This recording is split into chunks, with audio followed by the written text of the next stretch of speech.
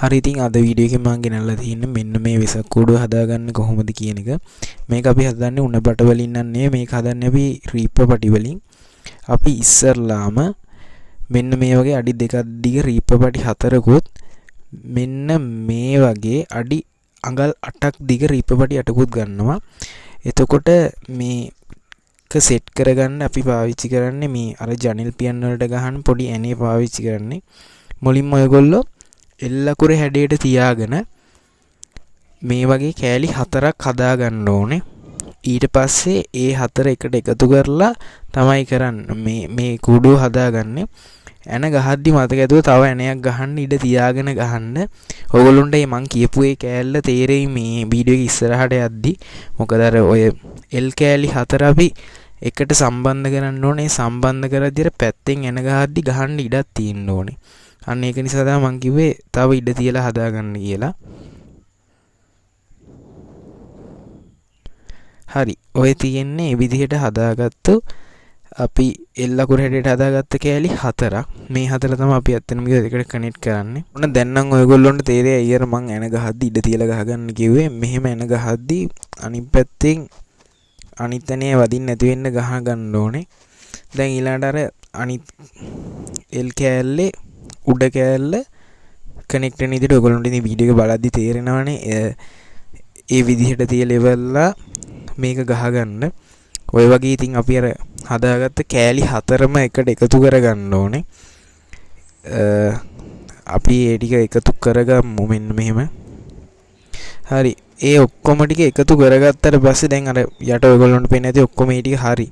දැන් අර ඉතුරු අර අඟල් 8 පටි 4 අරගෙන අර උඩ කොටුව වගේ එක හදාගන්න එක තමයි ඇත්තටම කිව්වොත් මේ වෙලාවේ අපි කරගන්නේ. එතකොට මම නම් මෙදින් දිහර වෙනම අර පටිය දෙපැත්තට මේ වෙනම තියලා එන ගහලා හදාගන්න. මොකද ඔක උඩ ගහන්න ගියොත් මේ රීප් එච්චර හයිය නෑ. යට කෑල්ල කැඩිලා යන හින්දා මේ විදිහට මේ ඔය අඟල් 8 පටිය දෙපැත්තට එන දෙක ගහගෙන ඔතනින් ගෙනල්ලා තියලා ඊට පස්සේ පොඩි තට්ටුවක් දාපුවා මේක ෂේප් නැත්තම් අර එහෙම ඇනේම බහින ගම්ම ගහන්න ගියොත් එහෙම යට සමහර විට ඔය රීපේ පුපුරන්න කැඩෙන්න නම්මනම් වෙන්න ඉඩ තියෙනවා. හරි ඉතින් අන්තිමට ඔන්නෝම තමයි කූඩුව වෙට්ටි කරුණාම තියෙන්නේ. මම මේක දැන් ඊළඟට අලව ගන්න යනවා. මම මේකට පොඩි කැටයමක් එකතු කරලා තමයි අලවන්නේ.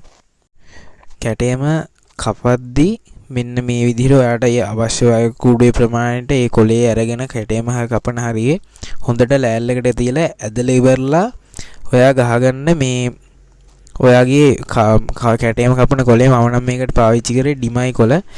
ඊළඟට ඔයගොල්ලෝෙන් කැටයම ඇඳ ගන්න. ඒක Tamanට කැමති එකක් ඇඳ ගන්න. ඇඳගෙන ඊළඟට තියෙන මේ කැටයම කපා ගන්න. මම මේක කපා ගන්න යූස් කරන්නේ පේපර් කටර් එකක්. පේපර් කටර් එක යූස් කරද්දි ගොඩාක් බ්ලේඩ් එක එළියට ගන්න නැතුව පෑනක් අතින් අල්ලගෙන කපනවා වගේ කපන්න. ඒතොර ලේසියි. ඉතින් මෙන්න මෙහෙම තමයි මගේ පැති දෙකක කැටයම ඉවරුනේ. මම තව අනිත් පැති දෙකට මම තව කැටයමක් පාවිච්චි කරා. ඉතින් මේ තමයි මේ කැටයම කපා ගන්න කලින් මම ඒක ඇඳගෙන තියෙන විදිහ. මේකත් අර වගේ කපා ගන්න ඕනේ. ඉතින් මේ තියෙන්නේ කැටයම කපා ගත්තට පස්සේ දැන් අපිට තියෙන මේක අලවන්න මොනවා හරි ගම්හල ඒවා පාවිච්චි කරන දේ පාවිච්චි කරලා මේ කුඩින් සවුකොලේ මෙන්න මේ විදිහට අලවන්න. ඉතින් අපි අර කැටයන් 4ම උඩින් ඒ විදිහට සවුකොල තියලා හදලා ඊට පස්සේ අපේ කූඩුව අලව ගත්තට පස්සේ මෙන්න මේ වගේ ලස්සනට ඔයගොල්ලොන්ට කූඩුව බලා ගන්න පුළුවන්. ඉතින් ඔයගොල්ලොන්ට මම කියනවා මේක try කරලා බලන්න කියලා. Thank you for watching this video.